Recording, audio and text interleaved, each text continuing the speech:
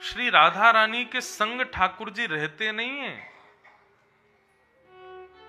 हम किसी के संग रहते हैं मतलब वो हमसे अलग है, लेकिन हमारी छाया हमारे संग ही रहती, क्योंकि वो हमारी ही है।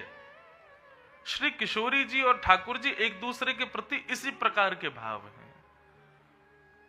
मुझसे कई ऐसी वस्तु हैं जो कभी दूर नहीं हो सकती, और उसमें सबसे विशेष मेरी छाया है। ठाकुर जी की छाया किशोरी जी, किशोरी जी की छाया ठाकुर जी, ऐसा भाव। रुक्मणी तो अलग है, विलग है, लक्ष्मी है, इसलिए नारायण का ब्याह लक्ष्मी के साथ होता है। प्रश्न उठता है क्यों नहीं होता किशोरी? किशोरी जी ठाकुर जी ही हैं, कोई अलग नहीं है। बस प्रेम भाव में जो भक्त विद्यमान हैं उनके लिए दो रूपों में लीला कर रहे हैं, बस ये बात है, और कोई अंतर नहीं है। बाकी राधा तत्व समझना साधारण मानव की बुद्धि के लिए नहीं है, उसके लिए तो प्रेम निमग्न होना पड़ेगा। भाव निमग्न हो जाओ तब राधा भाव समझ आता है। और वास्तव में किशोरी जी कौन है? तो एक कथा हम सुनाते हैं। भगवान जब समुद्र मंथन कराते हैं देवताओं से, तो भगवान ने देवताओं से कहा कि भाई कुछ भी हो जाए, दैत्य जो कहें उनकी बात मानना। तुम भले ही देवता हो लेकिन दैत्यों की बात को सिरोधार्य मानना। तो देवताओं को पहले तो ये बात समझ नहीं आई कि भगवान ऐसा क्यों कह रहे हैं कि दैत्यों की बात मानो, लेकिन भगवान जानते हैं वो दैत्य हैं, वो कभी निर्णय अच्छा कर ही नहीं सकते, जो करेंगे उसमें उन्हीं वही विफल होने वाले, इसलिए तो दैत्य हैं।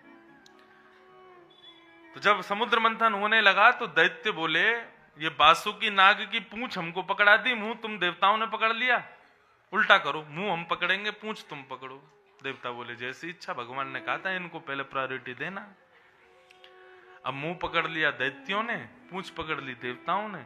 अब जैसे ही समुद्र मंथन करने लगे तो बासुकी नाग के पेट में विष बनता बनता बनता बनता बनता ऊपर की ओर आया और मुख में होकर के निकला। तो सारे दैत्य भी सुंदर थे देवताओं की तरह, लेकिन विष का ऐसा भाव प्रकट हुआ बासुकी नाग से, सारे दैत्य कुरूप हो गए। किसी के बड़े बड़े दांत निकल आए, किसी के सींग निकल आए, किसी के मुंह आंखें बड़ी बड़ी हो गई, इतने प्रचंड हो गए सारे दैत्य। देवता समझ गए, बोले भगवान ने सही कहा था, देवताओं को दैत्यों को प्रायोरिटी देना। फिर उसके बाद जो भी रथ निकले दैत्य बोले हम पे इसका अधिकार। बोले ठीक है। अब जब उनको लगता कि हमारे अधिकार की नहीं है तो वो देवताओं को दे देते थे। भैया आराम से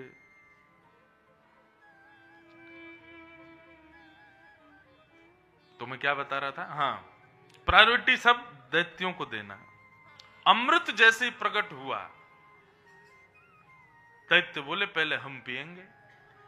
अब ये बात जैसी आई तो देवता बोले भाई सब चीज में हमने इनको राजी कर दिया, अब ये तो काम नहीं होना चाहिए, हम देवता हैं, हमको तो बचेगा ही नहीं, फिर ये लोग पहले ही पी जाएंगे। तो तब भगवान की आराधना की, बोले प्रभु आपकी सब बात मान करके हमने दैत्यों को प्रायोरिटी दी, उनको पहले करने का अधिकार दिया, लेकिन अब ये अमृत भी पहले पिएंगे तो पर हमको तो मिलेगा ही नहीं। तब भगवान बोले चिंता मत करो, हम सब मंगल करेंगे। इतने में ही भगवान मोहिनी बन करके आए। मोहिनी रूप कितना सुंदर, समस्त देवताओं को मोहित करता है कामदेव, और वो कामदेव भी जिस रूप पर मोहित हो गया वो है मोहिनी। ऐसा रूप धारण करके श्री ठाकुर जी पधारे कि महाराज कहां तक कहें, महादेव भी उनके पीछे पड़ गए, हमसे ब्याह कर लो। मोहिनी भगवान बोले अरे नारायण हूं मैं, कोई बात नहीं, पार्वती को हम मना लेंगे, आप तो हमसे ब्याह कर लो। सब मोहित हो गए लेकिन सूर्य मोहित नहीं हुए। तब सूर्य ने भाव रखा कि आप हमारी पुत्री के रूप में पधारो, और वही सूर्य वृषभानु बने, और ठाकुर जी ने उनकी इच्छा पूर्ण करके एक रूप में तो कृष्ण रूप धारण कर ही लिया था, अपनी छाया रूप में, अपने प्रतिबिंब रूप में, अपनी शक्ति स्वरूप में ठाकुर जी सूर्य की इच्छा पूरी करते हुए वृषभानु जी के यहाँ किशोरी जी के रूप में प्रकट भई। तो कोई अलग नहीं है, वो एक ही रूप है। प्रतिबिंब से प्रेम सबको हो सकता है, लेकिन प्रतिबिंब से विवाह नहीं हो सकता। लेकिन हमारे ब्रिज में जब प्रवेश कर जाओगे तो वहां विवाह भी होता है किशोरी जी का ठाकुर जी के साथ। लेकिन जब पूरे वसुधैव कुटुंबकम की बात जहां आती है, वहां पर रुक्मिणी कृष्ण विवाह को प्रधान बताया जाता है, क्योंकि लक्ष्मी और नारायण है। लक्ष्मी केवल नारायण की है, नारायण के अलावा और कोई लक्ष्मी का वर्ण नहीं कर सकता। तो रुक्मिणी जी लक्ष्मी का ही अवतार हैं। तो भगवान श्री कृष्ण के साथ उनका विवाह हुआ।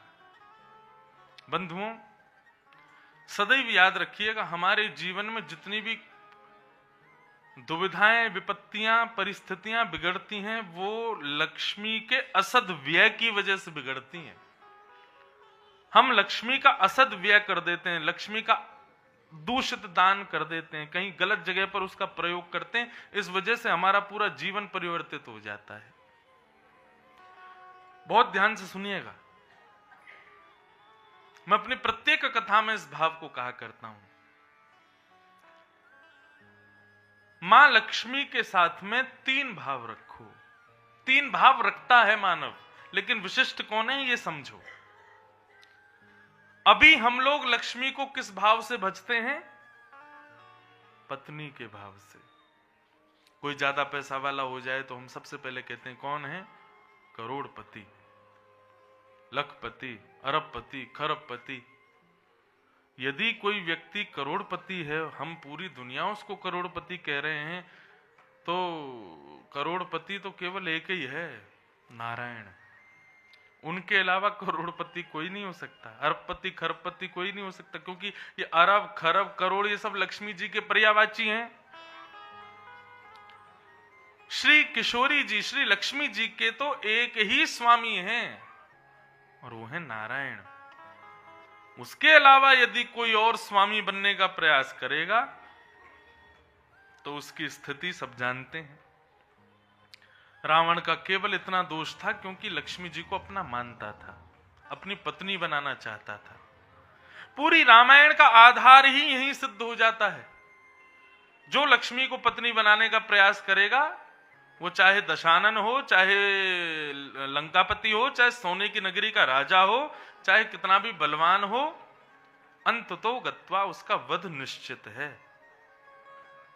इसलिए लक्ष्मी को कभी अपनी पत्नी मत बनाइए, उसको कभी दासी के रूप में मत देखो कि जहां मन चाहा खर्च कर दिया, जहां मन चाहा दे दिया। अपनी इच्छा पूर्ति के लिए, अपनी जीव के स्वाद के लिए किसी भी जीव को मरवा के खा जाते हैं लोग, लक्ष्मी का व्यय करते हैं। ऐसे लोग साक्षात रावण के समान हैं। लक्ष्मी का व्यय 2 भाव से होना चाहिए।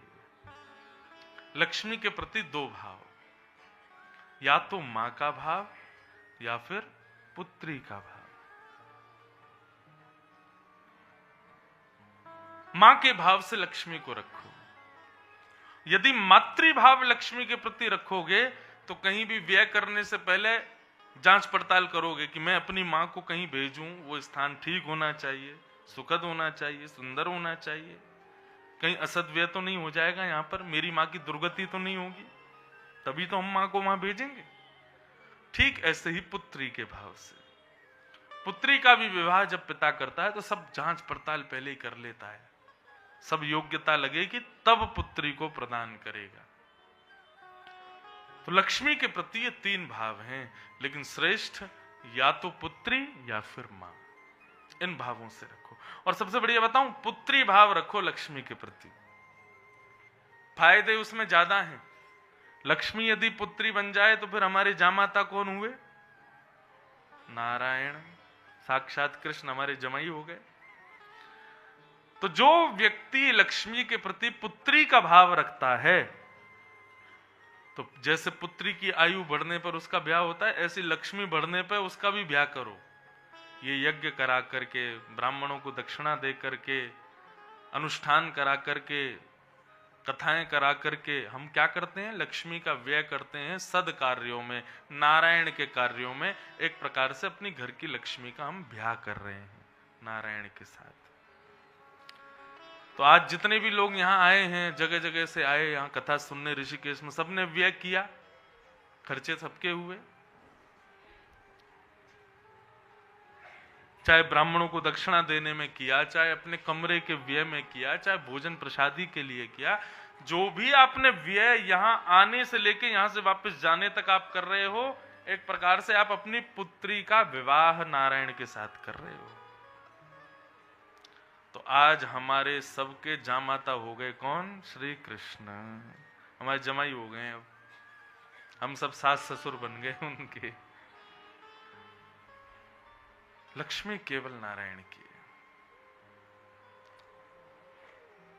कभी भी लोभ नहीं करना चाहिए बंधुओं। हमारे जीवन में काम, क्रोध, ईर्ष्या, मोह, अभिनिवेश, द्वेष, जितने भी अवगुण हैं, इन सबका प्रादुर्भाव, बीजारोपण लोभ से होता है। यदि कोई व्यक्ति पापी है, यदि कोई व्यक्ति दुष्ट है, तो कहीं ना कहीं खोज करोगे पूर्ववर्ती जाकर के, तो उसने लोभ किया होगा, उसी की वजह से है। और दो प्रकार के लोभ होते हैं, एक होता है संग्रह वृत्ति, एक होता है भोग वृत्ति। एक कैसा लोभ होता है, आदमी इकट्ठा करना चाहता है, बस जितना हो सके भर लूं, अपने पास भंडार भर लो, दीवारों में चिनवा दो, ऊपर पीओपी लगवा दो, जगह जगह भर लेते हैं लोग। संग्रह वृत्ति लोभ। और जब दान करने की बात आएगी तो कैसे होते हैं? हमारे पूज्य पिताजी एक सेठ जी की कथा सुनाते हैं अपनी कथा में, कंजूस सेठ जी। वो सेठ जी कैसे थे, जब भी घर में कोई उत्सव आता था, दीपावली, रक्षाबंधन, होली के त्योहार आते थे, तो अपनी पत्नी बच्चों को मायके भेज देते थे, ताकि खर्चा सास ससुर का हो, मुझे ना करना पड़े। और पैसा बहुत कमाते थे, बहुत धनवान थे। तो उनके एक मुनीम जी थे साथ में, वो संग रहते थे, सब लेखा जोखा उनका रखते थे। लेकिन वो भी कहते थे, पर सेठ जी हमारे इतना रुपया कमाते हैं, लेकिन खर्च करने की बात पर कुछ नहीं करते, बच्चों को भी मायके भेज देते हैं। पहले तो पत्नी बच्चे खुश होते थे कि हमारे पिताजी बड़े बढ़िया, बार बार नानी घर भेज देते हैं। बाद में उनको भी समझ आ गया, बोले क्यों भेजते हैं, कहीं खर्चा नहीं करवा दे हमारा। कई लोगों के भीतर इतना भयंकर लोभ आ जाता है कि हम क्या बताएं। हमने तो बहुत देखा, हमारा तो काम ही है, ब्राह्मण है भाई, दान तो लेते ही हैं, दक्षिणा तो प्राप्त करते ही हैं। लेकिन स्थिति एक सही बताएं, एक स्तरीय भाव आने के बाद ना फिर कोई इच्छा नहीं रह जाती। मैं कोई अपनी प्रशंसा के भाव से नहीं कह रहा, आप हमारे किसी भी परिकर के व्यक्ति से पूछ लें, हमें धन के प्रति कदापि किंचित मात्र भी मेरे को इच्छा नहीं हो। कोई लिफाफा देता भी तो मेरे को बड़ा कष्ट होता है, क्यों दे रहे हैं? हाँ, जो कथा की दक्षिणा वो दो, बस उसके अलावा कुछ मत दो हमको, हम तो खुद खर्च कर देते हैं खूब। ये स्थिति नहीं आई अगर कथा करते करते, तो फिर काय बात को कथा कर रहे हैं हम? इतना भी लोभ यदि हृदय से नहीं जा रहा है, तो फिर क्यों बैठे हैं व्यासपीठ पर? तो ध्यान से सुने। तो सेठ जी ने अपने सब बच्चे वगैरह सब भेज दिए मायके। पीछे से मुनीम जी से बोले, मुनीम जी कल शरद पूर्णिमा है। बोले हाँ। हम और आप दो ही लोग हैं घर में। बोले जी, तो एक काम करो, बढ़िया खीर बनाओ, खीर पाएंगे। मुनीम जी बोले, आज कहां से सूर्य उगा है, ये कहां से इनको उत्सव जैसा मनाने का सूझ रहा है? बोले तो फिर ले आऊं मैं सामग्री? बोले हाँ ले आओ, बढ़िया लेके आना, सब सामग्री लेके आओ। बोले केसर भी लेके आना, केसर भी डालेंगे खीर में, बढ़िया खांड वाली मिश्री लेके आना, चीनी की नहीं बनाएंगे, मिश्री की खीर बनाएंगे। और महाराज सब सामग्री बनाकर मंगा करके रात्रि में बैठ के दोनों ने बढ़िया बनाई, चूल्हे पर खीर बनाई। खीर बना करके मिट्टी के बर्तन में उसको रख दिया। और बोले आज शरद पूर्णिमा है, चंद्रमा की छाया में रात भर खीर को रखे रहने दो, सुबह दोनों पाएंगे। बोले ठीक है। खीर को टांग दिया, बैठ गए सब दोनों नीचे। बोले वाह भाई, आज तो आनंद आएगा, सुबह उठते ही जो खाएगा सब आनंद हो जाएगा। तो सेठ जी के मन में आ गया, बोले पैसा मेरा, रुपया मेरा, सब कुछ मेरा, और खीर आधी इसको देनी पड़ेगी, ये कैसे संभव हो? तो सेठ जी ने एक नियम बना दिया, बोले एक काम करते हैं मुनीम जी। बोले क्या? बोले रात को दोनों सोते हैं बढ़िया दूध पी के और सपना देखेंगे, जिसका सपना सबसे अच्छा होगा खीर उसी की। मुनीम जी समझ गए, बोले ये किसी भी कीमत पर मुझको नहीं खाने देंगे। बोले ये ऐसा सपना देख के आएंगे कि मैं फेल ही हो जाऊंगा उसके आगे। रात्रि में दोनों सोए।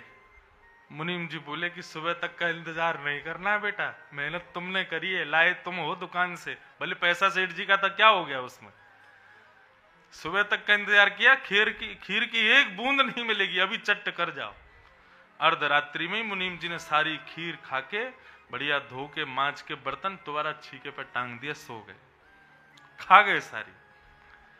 दूसरे दिन प्रातः काल उठते ही महाराज जलादि पी करके मुंह धो करके स्नान उस्नान करके दोनों बैठे। बोले अब मुनीम जी बार बार के सेठ जी उतारो उतारो उतारो। बोले उतारो बाद में नहीं, पहले ये बताओ सपना क्या देखा? बोले अब महाराज जी हम कहाँ सपना देखें इतना बढ़िया, आप सेठ जी हो, आप ही ऊंचे सपने देखते हो, हमको थोड़ी आते हैं इतने बढ़िया सपने। नहीं नहीं नहीं, सपना तो बताओ। बोले महाराज जी अब आप ही बता दो, आप ही खा लेना खीर, हमको जरूरत नहीं। बोले नहीं, हिसाब तो बराबर होगा। बोले हमने कुछ नहीं देखा, सपना ऐसे ही था, पहले आप बता दो आपका सपना क्या था, फिर उसके बाद हम बता देंगे। सेठ जी बोले मेरा तो बहुत ऊंचा सपना था। क्या सा सपना महाराज आपका? बोले रात्रि में इंद्र और समस्त देवता महाराज गण उसके आए। बोले अच्छा। गण आकर के बोले हम तुम्हारी जो है सेवा से निष्ठा से बड़े प्रसन्न हैं, चलो तुमको स्वर्ग में इंद्र की गद्दी पर बिठाया जाएगा।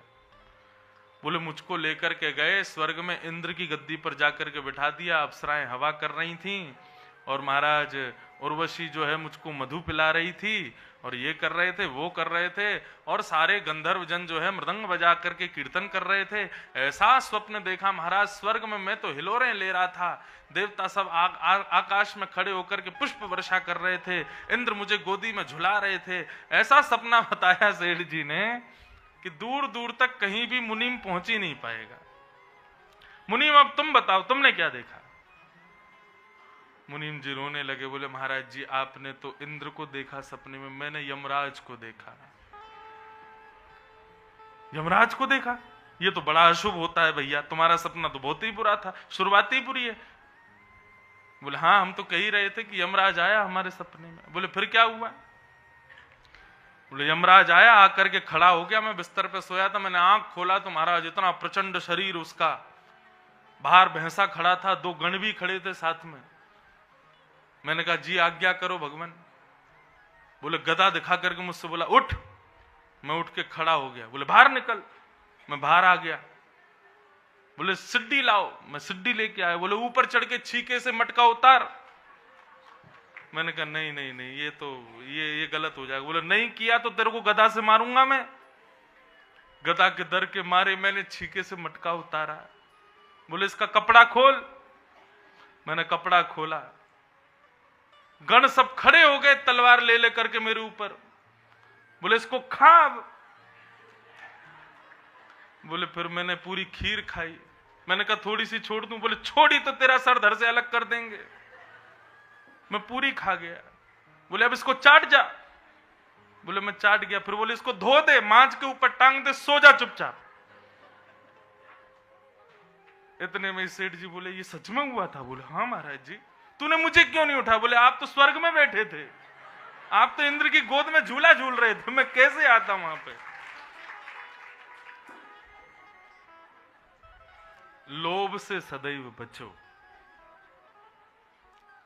हमारे जीवन में दो प्रकार के लोभ होते हैं। पहला होता है संग्रह वृत्ति लोभ, बहुत संग्रह करना, और दूसरा लोभ होता है भोग वृत्ति लोभ। हम कमाते ही इसलिए हैं ताकि हम भोग कर सके। इन दोनों लोभों से बचो।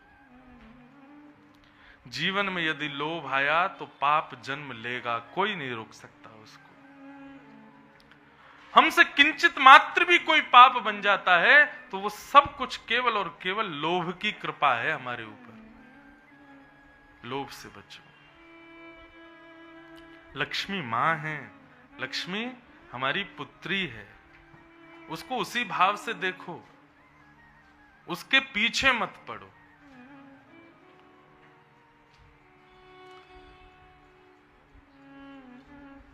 आगे आगे भगवान चलते हैं, उनके पीछे पीछे लक्ष्मी चलती है, और पूरा विश्व लक्ष्मी के पीछे चलता है। लेकिन जब व्यक्ति वैष्णव हो जाता है, भक्त हो जाता है, तिलक लगाता है, कंठी माला पहनता है, वृंदावन का स्मरण करता है, संत जनों को प्रणाम करता है, भागवत की कथा सुनता है, वैष्णवता उसके जीवन में आ जाती है, तो वो व्यक्ति भक्ति के पीछे चलता है। तो भक्ति आगे आगे, भक्ति के पीछे भक्त, और भक्त के पीछे भगवान, भगवान के पीछे लक्ष्मी। हमें अपना स्थान परिवर्तित करना है, हमें लक्ष्मी के नहीं, हमें भक्ति के पीछे चलना है। और जब भक्ति के पीछे भक्त चलता है, तब भगवान कहते हैं अनुब्रजाम में हम नित्यम पूये ये तन्य रेणु भी। कितनी बड़ी बात ठाकुर जी यहां कह रहे हैं। बोले कि जो भक्ति के पीछे चलता है भक्त, उसका अनुगमन मैं करता हूं। और किस प्रकार अनुगमन करता हूं कि जब वो चलता है तो उसकी चरण रज पर मैं नहाता हुआ चलता हूं। ठाकुर जी कह रहे हैं ये बात। आप कभी महाराष्ट्र में पंढरपुर जाओ, आपको पता चलेगा हम भक्त हैं कि ठाकुर जी हमारे भक्त हैं। हमारे ब्रज में तो कहते हैं मैं भगतन को दास, भगत मेरे मुकुट मणि। कभी पंढरपुर जाएं तो महाराष्ट्र में आप देखना, श्री पंढरीनाथ भगवान को पीला केसर का बड़ा सा चंदन लगाया जाता है माथे पर, लेकिन उस बड़े से चंदन के बीच में एक काली बिंदी लगाई जाती है ठाकुर जी को। पता है वो क्या है?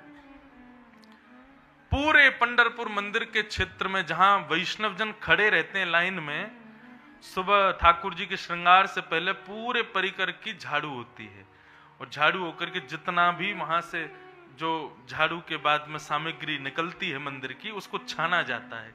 उसमें से जो धूल कण इकट्ठे होते हैं, उसमें चंद्रभागा का जल मिला करके ठाकुर जी को तिलक लगाया जाता है। कितना विचित्र है ये। हम लोग जहां खड़े होकर दर्शन करने के लिए प्रतीक्षा करते हैं, तो वहां नीचे झाड़ू से जो रज इकट्ठी होती है, वो चंद्रभागा के जल से ठाकुर जी को तिलक लगाई जाती है। क्यों? ठाकुर जी कहते हैं मैं भक्तों को कष्ट देने के लिए थोड़ी खड़ा हूं, लेकिन फिर भी भीड़ के कारण इतने भक्तों को कष्ट होता है, तो इन सब के कष्टों को ये सब भक्त कहीं रुष्ट ना हो जाएं, इनका भक्तों का अपराध मुझको ना लग जाए, इसलिए इन सब की चरण रज मेरे माथे से लगाओ। इतनी वैष्णवता तो हमारे भीतर नहीं है जितना ठाकुर जी हम लोगों के लिए करते हैं। लक्ष्मी के अनुगामी मत बनो, भक्ति के अनुगामी बनो। भगवान का विवाह रुक्मिणी जी के साथ में सुसंपन्न हुआ। तत्पश्चात एक उपाख्यान आया जिसको स्यमंतक उपाख्यान कहते हैं। जिस लोभ की मैं चर्चा कर रहा था, लोभ करने से होता क्या है, इस कथा से आपको पता चला। आज की कथा गृहस्थाश्रमियों की कथा है, जो संसार में रहते हैं, पत्नी बच्चे सबका ध्यान रखते हैं। ऐसे गृहस्थियों के लिए आज की कथा है विशेष, क्योंकि अब ठाकुर जी गृहस्थी हो गए ना, तो गृहस्थाश्रम कैसा होता है वो सब अब पता चलेगा।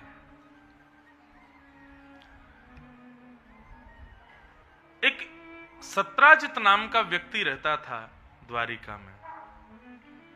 उसके पास में एक मणि थी, मणि का नाम था स्यमंतक मणि। इस मणि की विशेषता यह थी कि ये मणि हजारों किलो सोना रोज देती थी, लेकिन शर्त यह थी कि 6-7 घंटे उसकी पूजा करनी पड़ती थी मणि की। तो ऐसी कृपा होती थी कहीं ना कहीं से स्वर्ण घर में आ जाता था। भगवान को जब ये बात पता चली तो भगवान बोले बड़ा बढ़िया तरीका है भैया, मणि की पूजा करो और धन आ जाता है घर में। तो हम तो एक आदमी को निश्चित बैठा ही देंगे कि पूरे दिन पूजा ही करता रहे, जितना धन आएगा उसको हम द्वारिका के उत्थान में लगा देंगे। नई नई नगरी बसाई है, अभी जरूरत पड़ती है धन की, तो भगवान ने कहा सत्राजित को हम एक नियम कह देंगे, भाई तुझको जितना सोना चाहिए रोज हम तुझको दिया करेंगे, मणि तू हमको दे दे, ताकि बाकी का जो सोना है वो हम द्वारिका में लगा देंगे, द्वारिका की सेवा में लगा देंगे, बच्चों की पढ़ाई में लगा देंगे। हम लोग आज टैक्स देते हैं ऐसा नहीं, ठाकुर जी के समय पे भी टैक्स का प्रावधान था, कर देना पड़ता था सब लोगों को नगर चलाने के लिए। भगवान बोले हम सबको कर मुक्त कर देंगे अगर ये मणि हमारे पास आ गई तो। भगवान ने ये बात सत्राजित से कही कि भाई मणि हमको दे दो और तुमको जितना चाहिए हमको बता दो, हम हर महीने तुमको उतना सोना दे दिया करेंगे, क्योंकि हजारों किलो सोना रोज का तुम क्या करोगे। लेकिन सत्राजित तो सिर फिरा, उसने मना कर दिया, बोले मैं मणि नहीं दूंगा, मेरी मणि है। ठाकुर जी ने दूसरी बार उससे कहा भी नहीं, एक बार कह के भगवान चले गए। लेकिन एक बार भी क्यों कह दिया, ये सब लीला हमको समझाने के लिए है। लोभ मत करना बंधुओं, नहीं तो स्थिति क्या होती है अब सुनो। एक दिन सत्राजित का छोटा भाई प्रसेन उस मणि को पहन करके नगर में घूमने के लिए गया। घूमते घूमते जैसे ही जंगल में गया, एक शेर ने उसको देख के मार दिया। मणि लेकर के शेर चला गया, शेर को भालू ने मार दिया, मणि लेके भालू चला गया और इल्जाम आ गया भगवान के ऊपर। क्यों? 4 दिन तक प्रसन्न नहीं आया तो सत्राजित बोला द्वारिकाधीश ने मुझसे मणि मांगी थी, मैंने देने से इनकार किया, तो अगले दिन मेरे भाई घूमने गया, उसको बंदी बना करके मणि कृष्ण ने चुरा ली है। ये बात पूरी द्वारिका में फैली तो जिन द्वारिका के लोगों को भगवान ने बसाया, जिन द्वारिका की सब सेवा भगवान करते हैं, वही द्वारिका के लोग भगवान के ऊपर आक्षेप करने लगे। भगवान ने पहली युक्ति बताई, दूसरी, पहली तो ये बताई कि किसी की वस्तु पर लोभ मत करना, दूसरा बताया तुम कितना भी किसी के लिए कर लो, एक दिन विपरीत समय आया तो तुम यदि भगवान भी हो तो लोग तुमको भी नहीं छोड़ेंगे। कितना भी कर लो तुम किसी के लिए, समय यदि प्रतिकूल है तो आपके अपने भी आपके ऊपर कीचड़ उछालने से पीछे नहीं हटेंगे। और ये गजेंद्र मोक्ष की कथा में तो ये बिल्कुल स्पष्ट ही हो जाता है। त्रिकूट नामक पर्वत पर गजेंद्र रहता था, असंख्य उसकी पत्नियां, असंख्य बच्चे। एक दिन स्नान करने के लिए नदी में गया, ग्राह ने पकड़ लिया, पत्नियों से कहा मुझे निकालो। 3 दिन तक पत्नियां खींचती रही, नहीं निकले तो एक एक करके पत्नी सब चली गई। तब गजेंद्र ने तब मन में विचार किया कोई मेरा नहीं, तब स्तुति गाई गजेंद्र मोक्ष। गजेंद्र मोक्ष स्तुति की विशेषता यह है कि पूरी स्तुति में भगवान का नाम ही नहीं है, पूरी स्तुति में भगवत नाम नहीं है गजेंद्र मोक्ष में। ऐसा कहते हैं कि जब गजेंद्र स्तुति गा रहा था, आकाश में 33 कोटि देवता खड़े थे और सब जाने को तैयार खड़े थे, सब चाहते तो एक बार में निकाल देते गजेंद्र को, लेकिन कोई भी नहीं गया। क्यों? सब इस उम्मीद में थे कि हमारा नाम लेगा तब हम जाएंगे। और जब गजेंद्र ने किसी का नाम नहीं लिया, सोई शेष सैया से चतुर्भुज नारायण उठ करके बोले आओ गरुण। लक्ष्मी बोली कहां जा रहे हो? गजेंद्र के पास। अरे उसने किसी का नाम नहीं लिया, देख नहीं रहे हो सारे देवता खड़े हैं लाइन में, सब जाने को तैयार हैं, किसी का नाम नहीं लिया, आप पहले चल दो सब जगह। नाम ही नहीं ले रहा है वो, फिर क्यों जा रहे हो आप? ठाकुर जी बोले किसी का नाम ना लेने का मतलब है मेरा नाम। बंजर जमीन पर सरकार का अधिकार होता है, जो जमीन जिसका कोई मालिक नहीं वो सरकार की अपने आप हो जाती है, ऑटोमेटिक हो जाती है। जिस स्तुति में किसी का नाम नहीं है तो लक्ष्मी समझो वो मेरी ही है। तुरंत भगवान गए गरुड़ पर बैठ करके, जैसे ही गजेंद्र के पास गए, गजेंद्र ने आकाश में देखा शंख चक्र गदा पद्मधारी श्रीमन नारायण आ रहे हैं। तब अपनी स्तुति के अंत में कमल तोड़ करके कहता है नारायण खिल गुरु भगवन नमस्ते। एकमात्र आप ही मेरे हो और कोई नहीं। सूरदास जी तो कहते हैं बिन गोपाल को नहीं अपनो, बिन गोपाल को नहीं अपनो। संसार में कोई अपना नहीं, केवल गोपाल जी हमारे हैं। भगवान पर सबने आक्षेप लगाया कि मणि चुरा ली। ठाकुर जी के कानों में जब ये बात पड़ी, भगवान बोले अच्छा, मतलब एक बार भी द्वारिका के लोगों ने ये विचार तक नहीं किया कि हम द्वारिकाधीश पर संशय करें। बोले कोई विचार नहीं कर रहा, सब लोग आपके ऊपर ही आक्षेप लगा रहे हैं। भगवान बोले यही तो है संसार, यहां भगवान को नहीं छोड़ा जाता, हम तो इंसान हैं। ठाकुर जी ने तुरंत अपनी समस्त सेना को बुलाया और कहा कि चलो मणि ढूंढ के आते हैं। मणि ढूंढने के लिए निकले, मरा हुआ प्रसेन मिला, शेर के पंजों के निशान देखते देखते गए, मरा हुआ शेर मिला, भालू के पंजों के निशान देखते देखते गए तो एक गुफा में चले गए। भीतर देखा तो एक भालू का बच्चा मणि से खेल रहा था। भगवान ने मणि उठाई तो भालू ने भगवान पर झपट्टा मारा। युद्ध हुआ 18 दिन तक। 18 दिन बाद जब नस नस ढीली हो गई तब उनको समझ आया। बोले साक्षात द्वारिकाधीश हैं, चरणों में प्रणाम किया। जय हो मेरे रघुनंदन राम, मैं आपको प्रणाम करता हूं। भगवान बोले कौन हो भैया, हमको राम कह के संबोधित कर रहे हो? बोले मैं जामवंत हूं प्रभु।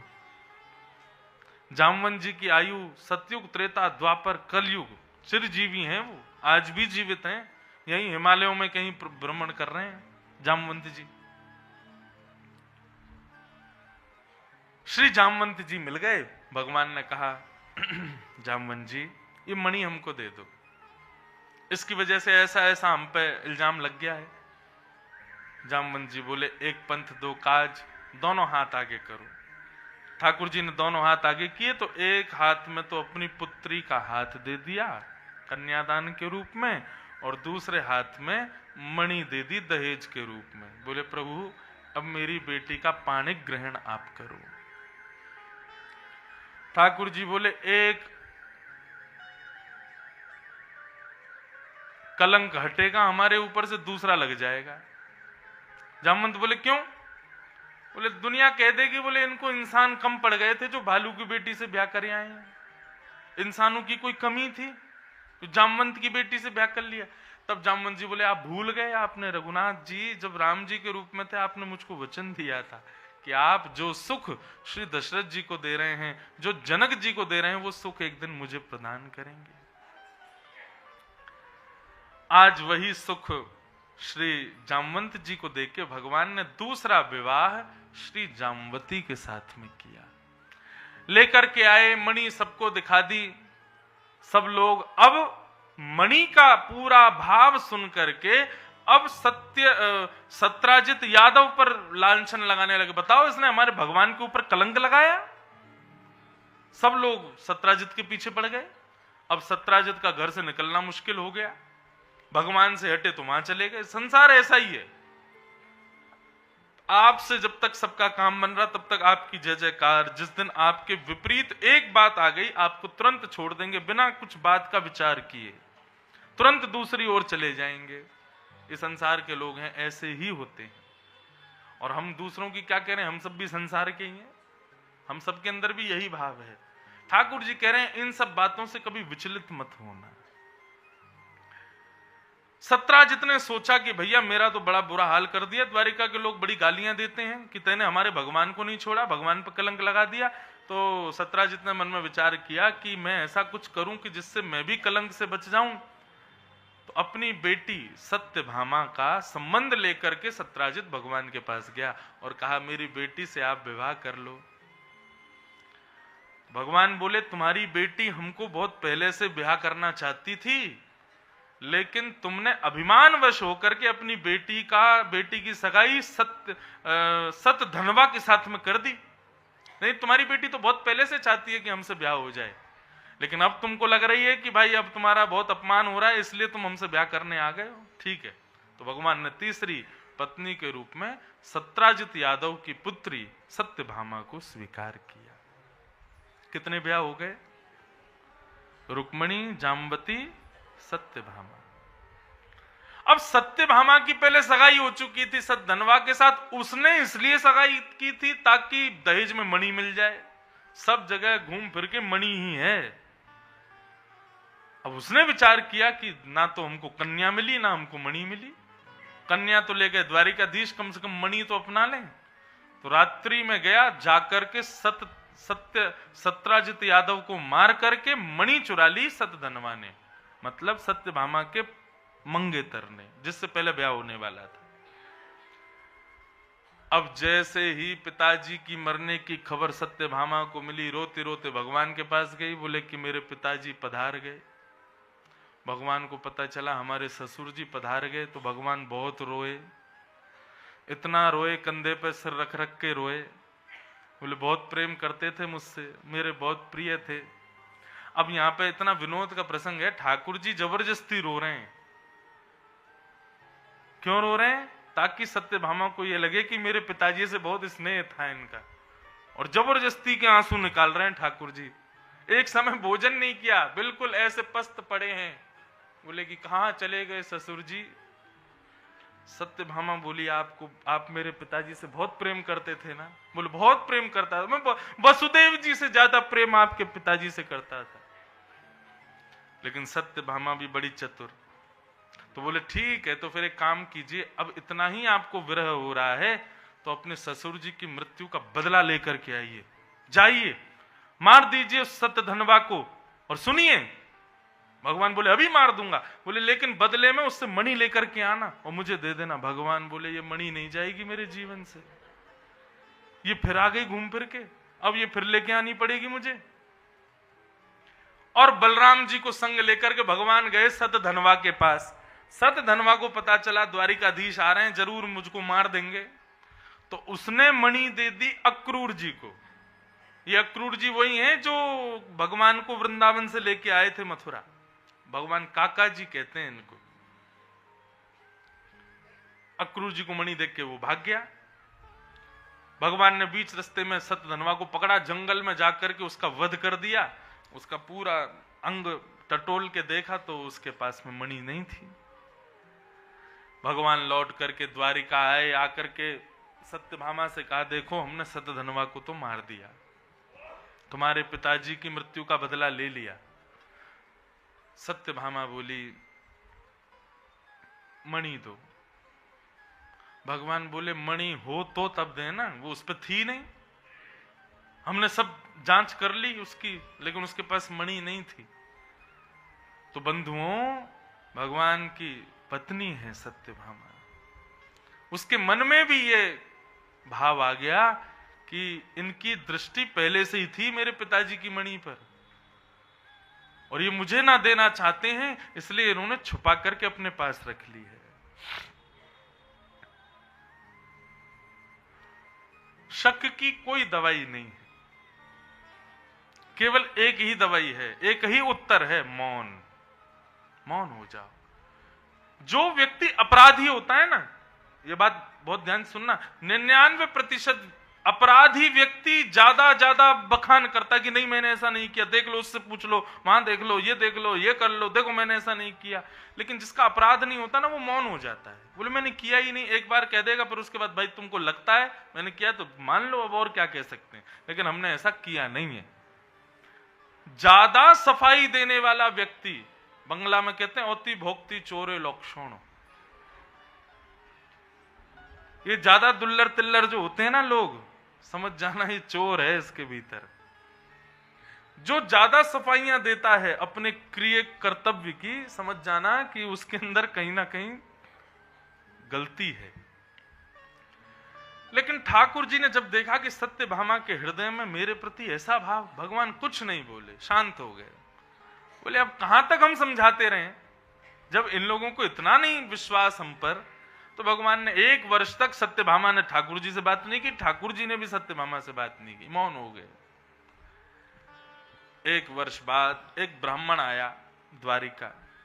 महाराज एक एक उंगली में उसके सोने की अंगूठियां, गले में ये हार, महाराज जंजीरें पहन के आया सोने की, पैर में कड़ूले सोने के, हाथ में कड़ूले सोने के।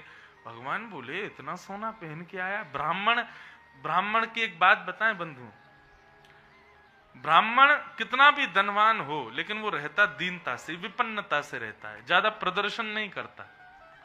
लेकिन ब्राह्मण प्रदर्शन करे तो समझो कहीं ना कहीं कुछ गड़बड़ है। जैसे ही आते हुए भगवान ने देखा, भगवान बोले वाह देखो ब्राह्मण देवता बड़े सुंदर लग रहे हो, कानों में सोने के कुंडल, और महाराज ये गले में हार तुम्हारे, हाथों में कड़ूला, पैरों में कड़ूला, इतना सोना चांदी कहां से, कहां कौन यजमान मिल गया, इतनी दक्षिणा दी उसने। बोले महाराज आपकी इस द्वारिका नगरी में एक ही सर्वश्रेष्ठ यजमान है। बोले कौन? अक्रूर जी। भगवान बोले अक्रूर जी? बोलो क्या करते हैं? बोलो ब्राह्मण भोजन कराते हैं हर दिन, और सोने की थाली, सोने की चम्मच, सोने की कटोरी, सोने के बर्तन, और भोजन करने के बाद ब्राह्मण से कहते हैं थाली घर ही ले जाओ अपने, इसी को दक्षिणा में ले जाओ। भगवान बोले ऐसे दक्षिणा देने वाला तो पहला यजमान है।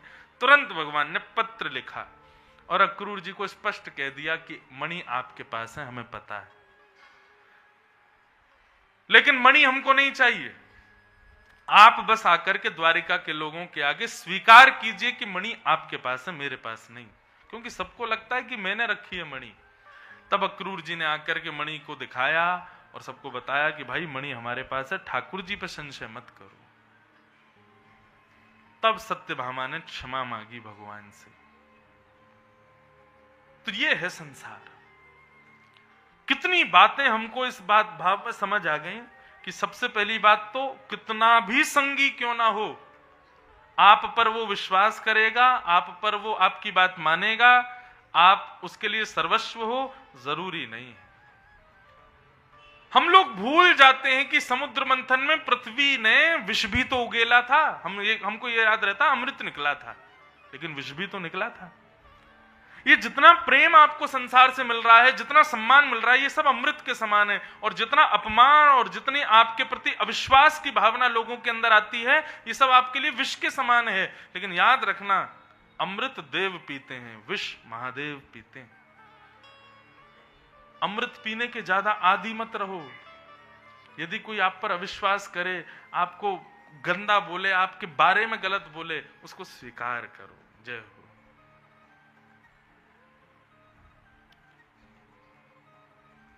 विष का मतलब कोई जहर, पॉइजन आदि जो हम चाट के मर जाते हैं, वो वही नहीं है। ये अपमान भी विष के समान है। लेकिन हमारे वृंदावन शतक में उल्टा बोलते हैं, सम्मानम कलयाति घोर गरलम नीचपुमानम शुधा। वृंदावन में यदि कोई आपका अपमान कर दे तो समझना अमृत मिल गया, और यदि कोई आपका बहुत सम्मान कर दे तो समझना कि किसी ने जहर पिला दिया। हमारे वृंदावन में उल्टा है, सम्मान से बचो, अपमान के आदी रहो, निंदक नियरे राखिए। आदी रहो का मतलब यह नहीं कि 24 घंटा गाली सुनने में ही रुचि रखो, लेकिन हाँ यह है कि अपमान से आपके हृदय पर ज्यादा परिवर्तन नहीं होना चाहिए, ज्यादा आप विचलित मत होइए उस भाव से। भगवान के 3 ब्याह हो गए समंतक उपाख्यान में, रुक्मणी, जाम्बती और सत्यभामा। ठाकुर जी ने 3 ब्याह किए। अब बंधुओं, ये कथा जो आपने अभी सुनी ना, समंतक उपाख्यान, इस कथा को एक वरदान मिला हुआ है, क्योंकि भगवान पर कलंक लगा था ना। जब भगवान निष्कलंकित हो गए, तब भगवान ने कहा भैया हमारे इस पूरे समंतक उपाख्यान को जो व्यक्ति सुनेगा, हम वरदान देते हैं कि उसको जीवन में कभी बेवजह कलंकित नहीं होना पड़ेगा। जो लोग जबरदस्ती का कलंक लगाते हैं, उससे आप सब बचे रहोगे। इस कथा को वरदान है। हमारे गुरुदेव आज्ञा करते हैं, कोई भी कथा सूक्ष्म कर देना, इसको पूरा सुनाना हमेशा, क्योंकि जितने श्रोता इसको ध्यान से सुनेंगे सब निष्कलंकित हो जाएंगे, जीवन में फिर कलंक नहीं आएगा। और भैया यदि कलंक आएगा, कलंक मतलब कालापन आएगा भी, तो श्री कृष्ण रूप ही आएगा, हमारे कन्हैया ही आएंगे। भगवान एक दिन अर्जुन के साथ में नदी के किनारे विचरण कर रहे थे, तभी एक श्याम वर्णा परम सुंदरी, सांवली थी लेकिन बहुत सुंदर, एक युवती बैठ के तप कर रही थी। अर्जुन का मन आ गया उसके ऊपर। अर्जुन बोले कन्हैया ये कितनी सुंदर है, इससे ब्याह करा दूं मेरा। भगवान बोले जा करके कह दे कि हमको आपसे ब्याह करना है, बाकी सब हम संभाल लेंगे। अर्जुन गया, हे श्याम सुंदरी, श्याम वर्ण है ना, हे सुंदरी आप कौन हो और यहां किसके लिए तपस्या कर रही हो? जैसे ही नेत्र खोले तो मानो जैसे कमल नेत्र, कटाक्ष, बिल्कुल ठाकुर जी जैसा स्वरूप। बोले अर्जुन मैं यमुना हूं और मैं यहां तुम्हारे मित्र श्री कृष्ण को पति रूप में वर्ण करने के लिए तपस्या कर रही हूं। अर्जुन ने पीछे मुड़ करके देखा, बोले सबको इनसे ही ब्याह करना है, जाओ तुम ही ब्याह करो। और अर्जुन के संरक्षण में भगवान का कालिंदी यमुना के साथ में विवाह हुआ। ऐसी यमुना मैया का वर्णन किया। ऋषिकेश में यहाँ गंगा जी का प्रादुर्भाव हम लोग दर्शन करते हैं। देहरादून से लगभग 50 किलोमीटर और आगे जाएं तो कटा पत्थर करके एक स्थान है जहां पर श्री यमुना जी का दर्शन होता है। अत्यंत पवित्र, अत्यंत सौंदर्य, अत्यंत शुद्धता से विद्यमान श्री यमुना जी हैं। दास को दर्शन तो नहीं हुए, लेकिन भाव है कभी वहां जाएंगे, दर्शन करके यमुना जी में प्रणाम करके आएंगे। तो आज गंगा जी के तट पर श्री यमुना कृष्ण विवाह महोत्सव यहाँ पर हम लोग अभी कथा में कह ही रहे हैं, यमुना जी को प्रणाम भी कर लेते हैं। यमुना बंधुओं, एक बात कहें, बहुत ध्यान से सुनना। हमारे ब्रज के भाव में अभी मैं देखता हूं कि श्रीधाम वृंदावन लोग जाते हैं, बिहारी जी दर्शन किए, श्री वृंदावन विचरण किया, लस्सी पी ली, टिकिया भल्ले खा लिए, लेकिन श्री यमुना जी को लोग प्रणाम नहीं करते। अधिकांश लोग करते हैं, लेकिन बहुत से लोग नहीं करते। बहुत बड़ी भाव से वंचित हैं आप लोग। हमारी यमुना जी को पीने का और स्नान का विधान कम है, दर्शन का विधान ज्यादा है।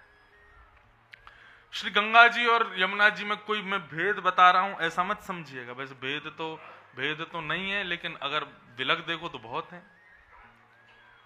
ठाकुर जी की प्रसन्नता पर नेत्रों से प्रकट होने वाले बिंदु श्री यमुना जी हैं, या ऐसा भाव बताते हैं ठाकुर जी के प्रश्वेत के बिंदु के रूप में श्री यमुना जी हैं।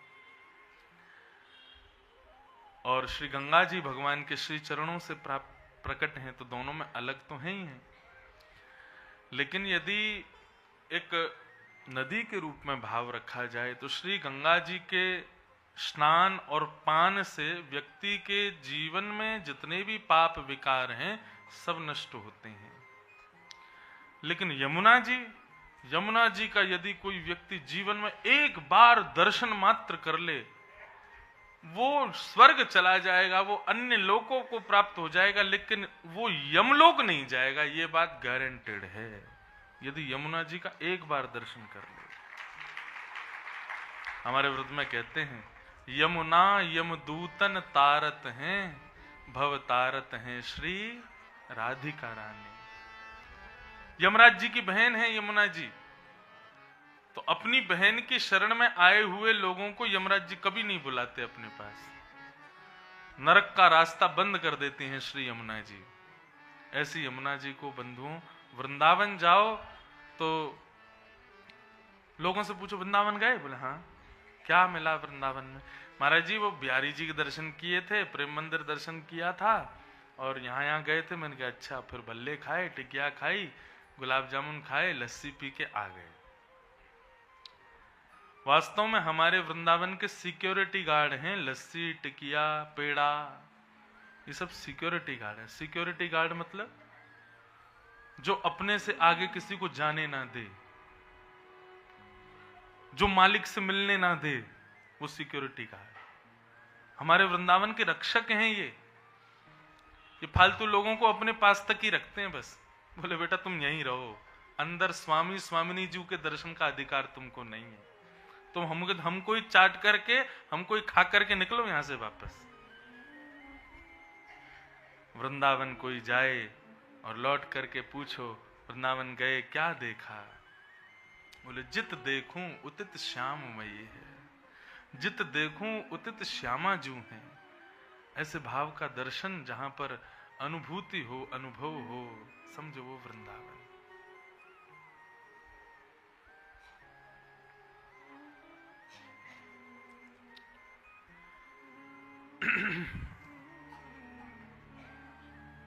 यमुना जी को निश्चित प्रणाम करना वृंदावन जाओ तो। और हमारे वृंदावन में जय जयकार में केवल यमुना महारानी की जय, इतने से काम नहीं, श्याम सुंदर श्री यमुने महारानी की जय। क्यों? ठाकुर जी बड़े सुंदर सुंदर रूप धारण करके सब गोपियां और किशोरी जी आदि सबको मोहित करते रहते हैं अपने ऊपर। एक दिन किशोरी जी बोली, या लाला को सबक सिखाना पड़ेगा, ये रोज रोज अपने ऐसे सुंदर सुंदर श्रृंगार करके आवे, हम यहाँ पे विचलित रह जाएं। क्यों?